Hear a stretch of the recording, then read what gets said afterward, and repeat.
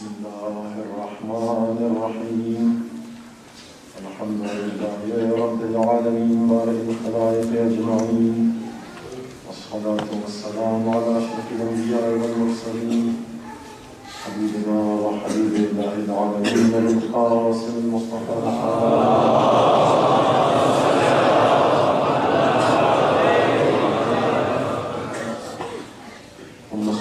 السلام على أهل بيته الطيبين الطاهرين الأئمة الميامين لا سيما صاحب الدعوة النبوية والصولة الحيدرية والعصمة الفاطمية والحلم الحسنية والشجاعة الحسينية والعبادة السجادية والآثار الباقية والمآثر الجعفرية والعلوم الكاظمية والحجج الرضوية والجند التقوية والنقاوة النقوية والهيبة العسكرية والغيبة الإلهية سيدنا ومولانا حجة بن الحسن العسكري صاحب العصر والزمان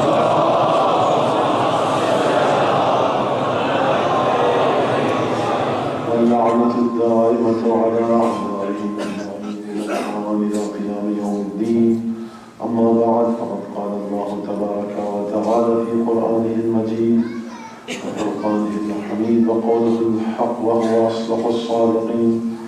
أعوذ بالله من الشيطان الرجيم فسبحان الذي بيده ملكوت كل شيء وإليه ترجعون. صدق الله العلي العظيم. بالكيد فضلا واسسا وجهه.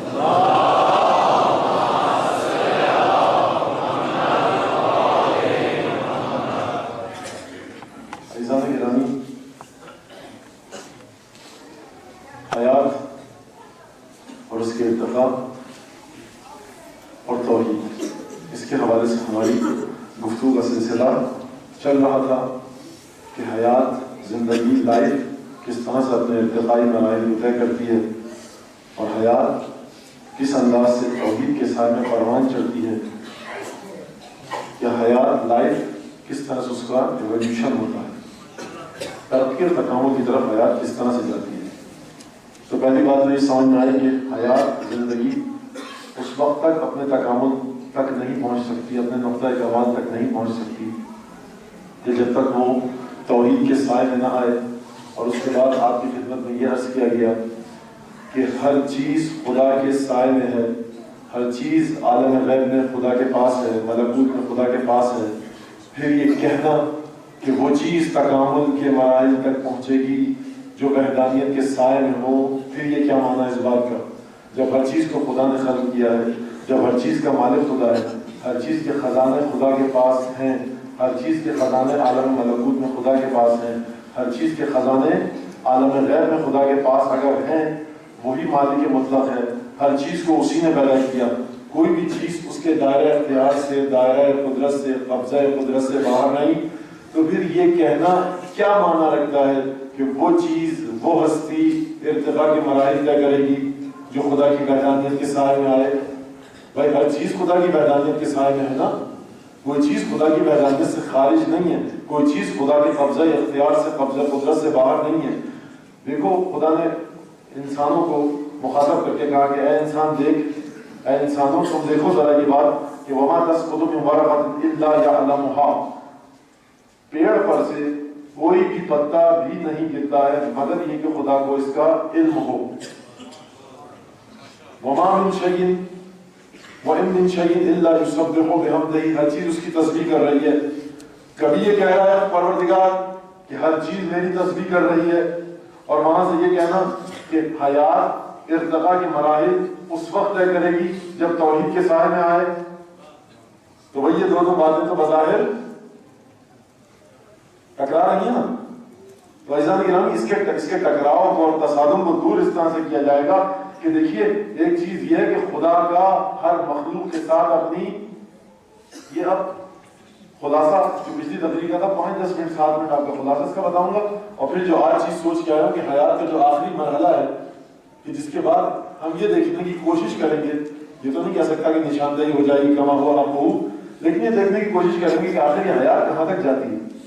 ایک تو سلسلہ یہ ہے کہ دیکھیے قہری، جبری، یعنی ہر چیز کو خدا نے خلق کیا ہے، ہر چیز خدا کے قبضہ قدرت میں، اس لحاظ سے ہر چیز خدا کی بہتری کے سائے میں ہے، ہر چیز خدا کی تحت سلطنت ہے، ہر چیز کے اوپر خدا کا ہاتھ ہے، ہر چیز پر خدا کی قدرت ہے، کوئی بھی چیز خدا کی قدرت سے باہر نہیں۔ لیکن وہ ارتقاء کا مرحلہ جو مخلوق اپنے اختیار سے اس کا انتخاب کرے، ہر دو راہے پر پہنچ کر کوئی دو راہ سامنے آئے تو دو راہے پر اس راہ کا، اس راستے کا انتخاب کیا جائے، اس اختیار کی بدولت جو مخلوق، جو انسان اس راستے کا اختیار کرے جو پروردگار کی جانب لے کر جائے، اس کے اختیار کے بعد یہاں سے در حقیقت حیات کا ارتقاء اور حیات کے ارتقائی مراحل شروع ہوتے ہیں۔ کیوں؟ کیونکہ ثواب اور گناہ کا تصور ہی اس وقت آئے گا کہ جب آپ اپنے اختیار سے کوئی کام کریں۔ پروردگار نے آپ کو پیدا کیا، مجھے پیدا کیا، ہر چرندے، درندے، پرندے، اس کائنات میں جو چیز ہے اس کو پیدا کیا، لیکن دیکھیے ارتقاء کی جانب کوئی چیز نہیں جاتی۔ پانی کو پانی پیدا کیا، پانی پانی ہی رہتا ہے، بھاپ بن جاتا ہے یا برف بن جاتا ہے۔ آپ نے لکڑی کو دیکھا، لکڑی زیادہ سے زیادہ کوئلہ بن جاتی ہے، وہاں پر بھی ارتقاء کا ایک عمل ہے۔ کوئلہ ہزاروں لاکھوں سال پڑا رہے، پھر کوئلے کی کان میں سے ہی کہتے ہیں کہ ہیرے نکلتے ہیں، لیکن وہ جمادات تھے، جمادات ہی رہے۔ اب دیکھیے یہاں پر میں تمام باتیں پیش نہیں کر سکتا آپ کے سامنے، کیونکہ آج عشرے کے سلسلے کے آپ کی مجلس ہے، یہ خلاصہ آپ کے ذہنوں میں یقیناً ہوگا۔ میں اس خلاصے پر باقیہ 9 یا 8 تقریروں کے نچوڑ پر اعتماد کرتے ہوئے اپنی بات کو اشارتاً کہہ کے میں آگے بڑھوں گا۔ تو دیکھیے وہ جو چیز رہی وہ رہی، اب اس کے اوپر گناہ اور ثواب کا تصور نہیں ہے۔ اگر لاکھوں کروڑوں سال پہلے جو حیوانات موجود تھے زمین میں دفن ہو گئے، ان کے فوسلز بن گئے اور اس کے بعد وہ ایندھن بنا زمین کی تہہ میں لاکھوں کروڑوں سال گزرنے کے بعد، جسے ہم آج کیا کہتے ہیں پیٹرول، تکامل ہوا ہے، ارتقاء کی جانب آیا۔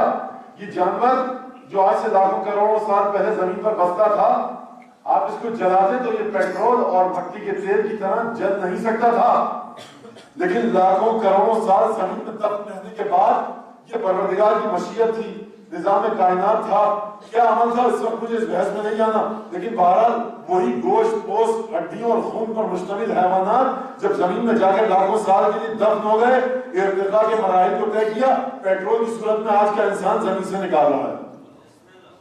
اور دیکھیے یہاں پر ایک جملہ ہی معترضہ ہے، لیکن عرض کرتا چلوں کہ دیکھیے انسان سمجھتا تھا کہ وہ ترقی کر رہا ہے، صاف پہیا اس نے ایجاد کیا، کوئلہ اس نے نکالا، پیٹرول اس نے بنایا، گیس اس نے نکالی زمین کی تہہ میں سے، اور پھر اس نے کارخانے چلائے، سوچتا تھا ترقی کر رہا ہوں، لیکن کچھ صدیوں بعد، ابھی زیادہ صدیاں نہ گزری تھی، 1.5-2 صدی کے قریب گزری تھی کہ اس کی سمجھ میں آیا کہ صاحب جب میں یہ بڑی توجہ کیجیے گا عزیزان گرامی، جب میں یہ سمجھ رہا تھا کہ میں حیات کے ارتقاء کی طرف جا رہا ہوں، ترقی کی طرف جا رہا ہوں، ایولیوشن کی طرف جا رہا ہوں، تو جگہ مجھے یہ پتہ لگا کہ صاحب گرین ہاؤس گیسز بھی کچھ ہوتی ہیں، اوزون لیئر میں سوراخ ہو چکا ہے، دنیا کو عجیب قسم کے خطرات کا سامنا ہے۔ یعنی اے انسان جو تو آگے کی جانب بڑھ رہا تھا، بڑا غرور آ گیا تھا، گھمنڈ آ گیا تھا کہ جی میں نے ستاروں پر کمندیں ڈال دی ہیں، جب تمہارا علم اور آگے بڑھا تو تم نے دیکھا کہ تم در حقیقت آگے کی طرف جو جا رہے تھے تو تم آگے کی طرف نہیں جا رہے تھے، بظاہر آگے کی طرف جا رہے تھے، پیش رفت تھی، لیکن اس کے ساتھ ساتھ تمہاری زندگی میں ایسی خطرناک تبدیلیاں آئیں کہ جن کا علم تمہیں کئی سو سال بعد جا کر ہوا۔ اب وہ چھوڑ دیجئے، انسان نے ایٹم کو دریافت کیا، صاحب ایٹم کو دریافت کر لیا، اچھا ایسی دھماکہ خیز چیزیں بنا دی، ایٹم بم بنا لیا کہ جس کے دھماکے کے ذریعے شہر بستیاں ملک اجاڑ دے انسان، یورینیم کو رکھے، اس کے ساتھ کیا اعمال افعال انجام دے کہ صاحب وہ شہروں کو ملکوں کو روشن کر دیں، برقی توانائی پیدا کر لے انسان اس ایندھن کے ذریعے، اس یورینیم کے ذریعے۔ لیکن یہی یورینیم جب ایٹامک بیس کی صورت میں آیا، اب یہ انسان سر پکڑ کے بیٹھ گیا کہ میں اس جلے ہوئے ایندھن کو آخر ٹھکانے لگاؤں تو کہاں لگاؤں؟ ملکوں کے اندر جھگڑے، ملکوں کے اندر چپکلش تنازعات اسی سلسلے میں کہ صاحب آپ اپنی یہاں کا ایٹامک بیس ہمارے یہاں لا کے کیوں پھینک رہے ہیں، اس کے اتنے نقصانات ہوں گے۔ صاحب جناب انسان آپ تو بڑا گھمنڈ ہو گیا تھا، آپ کو بڑے غرور میں مبتلا ہو گئے تھے آپ، تو انسان گرامی دیکھیے ایک جگہ خالی ہے، نہ ہم یہ کہہ سکتے ہیں کہ یہ ترقی نہیں ہو رہی، وہ تو رہی ہے ترقی. ماچس جلاتے جب موم بتی شمع جلاتے تھے، چراغ جلاتے تھے، اب بٹن دباتے ہیں ہال سارا نورانی ہو جاتا ہے. ترقی تو ہوئی ہے، لیکن ایک چیز کم ضرور ہوئی ہے اس ترقی میں. ایک انسان کے ہاتھ سے سرا اس الجھی ہوئی ڈوری کا، اس الجھی ہوئی ڈوری اور ڈور کا، اس گتھی کا ایک سرا ہے جو انسان کے ہاتھ سے نکل گیا ہے. اس سرے کا نکلنا کیا تھا کہ بس انسان ترقی کے ساتھ ساتھ انحطاط کی جانب بھی آنے لگا. میری باتیں آپ توجہ کر رہے ہوں گے یقیناً.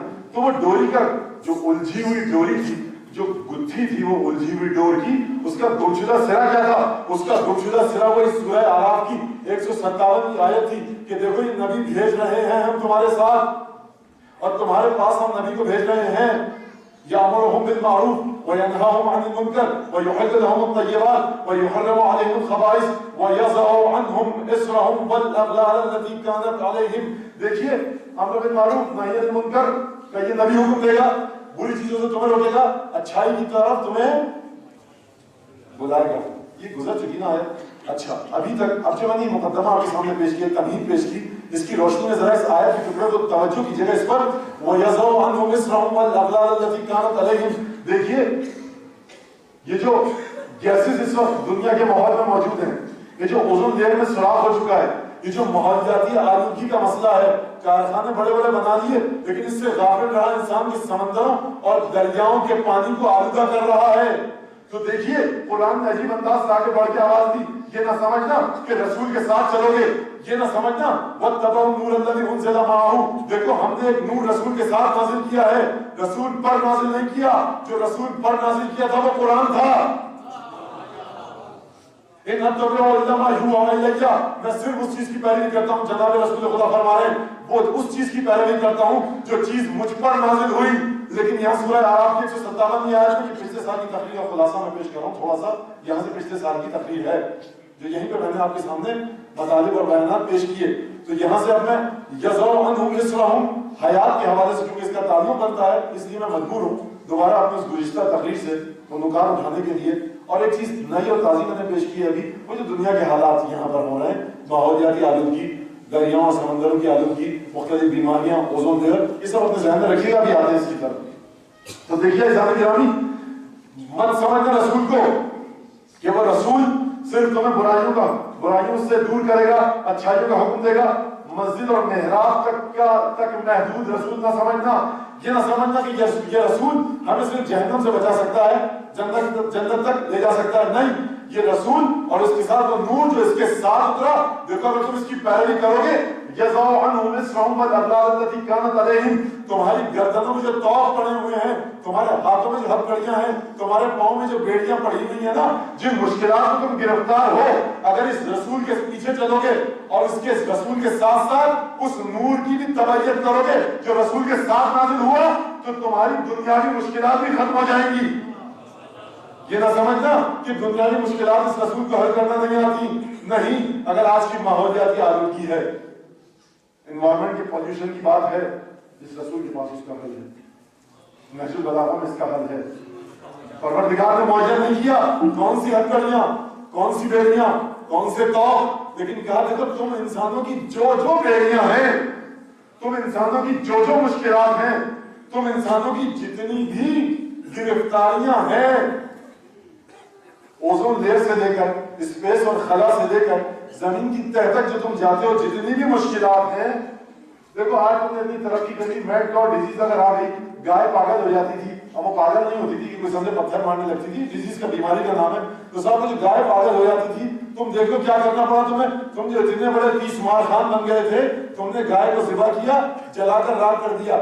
جب دمبوں کی اور بکریوں کی وہ بیماری آئی تو تم اس کا کچھ حل نہیں کر سکے. لاکھوں کروڑوں مرغیاں نظر ہو جاتی ہے تمہاری ساتھ. کیا یہ نزلہ ہو گیا پرندوں کا ہی؟ انسان کہاں پر ہے؟ انسان یہ سمجھ رہا تھا کہ میں ترقی کر رہا ہوں، ٹھکرا دیا پیغام نبوت کو، پیغام ولایت کو، صاحب خطبات نہج البلاغہ کو اس دنیا نے جب ٹھکرا دیا تو سیدہ کا وہ خطبہ زندہ ہو گیا. دیکھو ٹھکرا تو رہے ہو علی کو، قیامت تک کے لیے مشکلات میں پھنس جاؤ گے. دیکھیں نا کون سی مشکلات. اب وہ بیوی کا علم دیکھ رہا تھا کہ مشکلات کیا کیا ہیں، کون سی ہیں.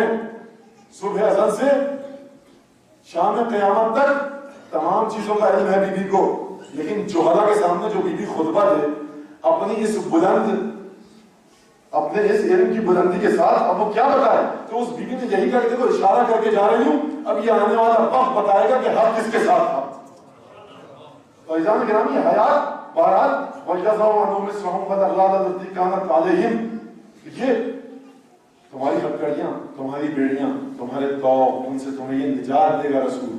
جو بھی تم بیڑی سمجھو، جو طوق بھی سمجھو، جو پریشانی سمجھو، اس رسول کے پاس آؤ۔ جتنی بھی مشکلات ہیں تمہاری، سیاسی، اقتصادی، اخلاقی، معاشی اور معاشرتی، وہ سب کا سب حل اس رسول کے پاس ہے۔ لیکن دروازہ تو تم نے خود بند کیا نا، کہ دروازہ تم نے خود بند کیا۔ اگر اب تو دروازہ خود بند کر دیا، دیکھو نبی کی بیٹی کو جو تم مسلمان اس کے گھر سے مسجد تک لائے، جو 10-15 قدم کا فاصلہ تھا، تو میں نے عرض کیا نا آپ کی خدمت میں کہ فاصلہ تھا 10-15 قدم کا، لیکن چلنے والی ہستی تھی صدیقہ کبریٰ فاطمہ زہرا۔ اب ایک دفعہ خدا کو جلال آیا، کہا یہ 15 قدم اگر انہیں 15 لاکھ سال نہ بڑھا دوں تو بتانا۔ ہر چیز اپنے حساب سے عالم ملکوت میں اثر کرتی ہے۔ اگر ایک صرف مومن کو کوئی قتل کر دے، عالم ملکوت سے خبر آتی ہے من قتل نفسا فکأنما قتل الناس جميعا۔ تم نے اگر ایک انسان کو قتل کیا تو گویا انسانیت کو قتل کر دیا۔ پروردگار میں نے تو ایک انسان کو قتل کیا نہیں، تمہارا یہ قتل اس عالم ملکوت میں جب ہمارے پاس عالم غیب میں آتا ہے تو اس طرح سے ہو کر آتا ہے گویا تم نے پوری انسانیت کو قتل کر دیا۔ اگر تم ایک آنسو بہاؤ گے حسین ابن علی کی یاد میں تو اس کا ثواب صرف یہ ایک آنسو نہیں جائے گا، وہاں جائے گا، ہم اس کی پرورش کریں گے، ہم حیات کے مراحل تک لائیں گے۔ وَإِنَّ الدَّارَ الْآخِرَةَ لَهِيَ الْحَيَوَانُ لَوْ كَانُوا يَعْلَمُونَ۔ یہ آخرت کی جو دنیا ہے نا، اصل میں زندگی یہ ہے۔ اگر یہ لوگ جانتے یہ دنیا کی زندگی دنیا نہیں ہے، زندگی کا معنی کیا ہے، پروردگار انکار کر رہا ہے۔ دیکھو یہ تم دنیا میں زندگی گزار رہے ہو نا، یہ حقیقی زندگی نہیں ہے۔ سمجھ رہے ہو نشو نما ہو رہی ہے، سمجھ رہے ہو ہم بڑھ رہے ہیں، پھل رہے ہیں، پھول رہے ہیں، مختلف حالات پیش آ رہے ہیں، ایک آگے کی جانب جا رہے ہیں، لیکن ہماری نظر میں یہ حقیقی زندگی نہیں ہے۔ وَإِنَّ الدَّارَ الْآخِرَةَ لَهِيَ الْحَيَوَانُ لَوْ كَانُوا يَعْلَمُونَ۔ اگر یہ لوگ جانتے نا تو انہیں سمجھ میں آ جاتا، اگر علم رکھتے تو ان کی سمجھ میں آ جاتا کہ اصل میں حقیقی حیات، حقیقی زندگی، حقیقی نشوونما اس عالم آخرت میں آتی ہے۔ بس عزیزان گرامی، شب عاشورہ ہے، مجھے زیادہ فضائل میں نہیں جانا، اور ابھی تک آپ یقین کہیں گے کہ فضائل نہیں ہو رہی ہے، یہ مولانا کہاں لے کر جا رہے ہیں، لیکن یہ تو بات کرنی تھی نا کہ وہ جو نور رسول کے ساتھ نازل ہوا تھا، نور علی بن ابی طالب، اس کی تبعیت نہ کر کے انسانیت نے کیا کیا نقصان اٹھایا۔ تو عزیزان گرامی، آئیے ذرا اب زندگی کے آخری مرحلے کی طرف، ارتقاء کی طرف، انسانیت کے، انسان کے حیات کے تکامل کی طرف ذرا صلوات بھیجیں محمد رسول اللہ۔